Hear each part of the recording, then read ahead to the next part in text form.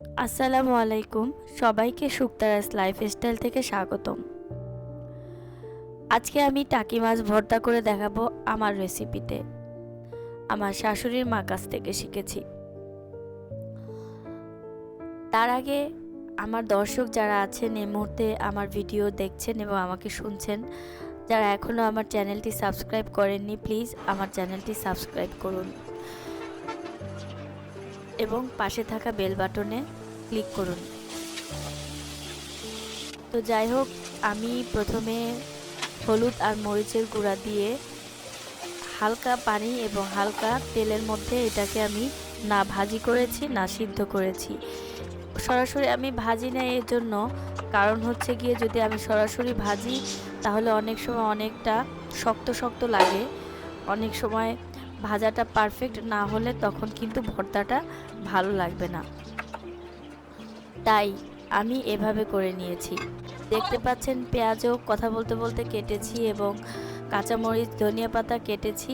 আর মাছগুলো দেখেন এমনিতেই অনেক নরম হয়ে গিয়েছে, আমি জাস্ট কাঁটাগুলো ভালো করে যতটুকু সম্ভব সরিয়ে নিচ্ছি। এই ফাঁকে আমি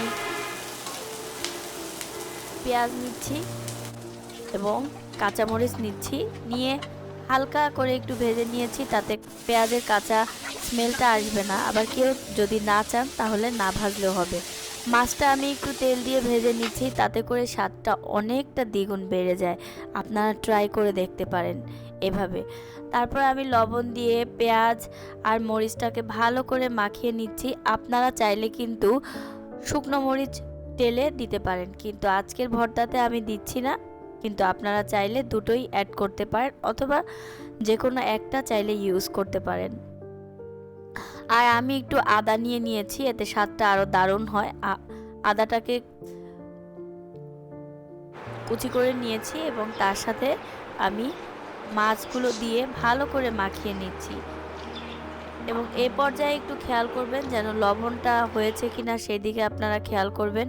আর আমি একটু তেল দিয়ে নিচ্ছি, তেল দিয়ে ভালো করে মাখিয়ে আমি ধনিয়া পাতা দিয়ে নিচ্ছি। ধনিয়া পাতা দিয়ে ফাইনালি আমার ভর্তাটা হয়ে গিয়েছে। এখন আমি সুন্দর করে গোল গোল গোল গোল গোল গোল করে পরিবারের সবার জন্য করছি, যাতে খাওয়ার সময় সবার প্লেটে প্লেটে নিতে এবং বা দিতে আমার সুবিধা হয়। আমার শাশুড়ি মা ভর্তা খেতে খুবই পছন্দ করে, ওনার ভর্তা না হলে হয়ই না। উনি ভর্তা পাগল। ওনার হাতের মরিচ ডলা, ওনার হাতের সব ধরনের ভর্তা আমার কাছে অনেক অসম্ভব মজা লাগে।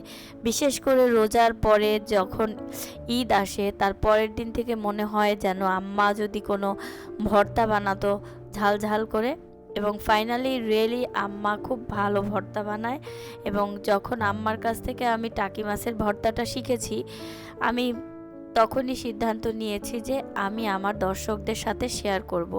যদিও আমার অনেক বেশি দর্শক নাই, তাতে কি, আমার যেই কজন আছে সেই কজন থাকলেই আমি আলহামদুলিল্লাহ। আর আমার এই ভর্তাটি আপনাদের কেমন লেগেছে আপনারা কমেন্ট বক্সে কমেন্ট করে জানাবেন কিন্তু অবশ্যই।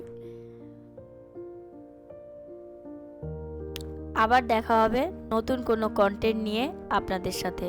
আপনারা সেই পর্যন্ত ভালো থাকুন, সুস্থ থাকুন। আল্লাহ হাফেজ।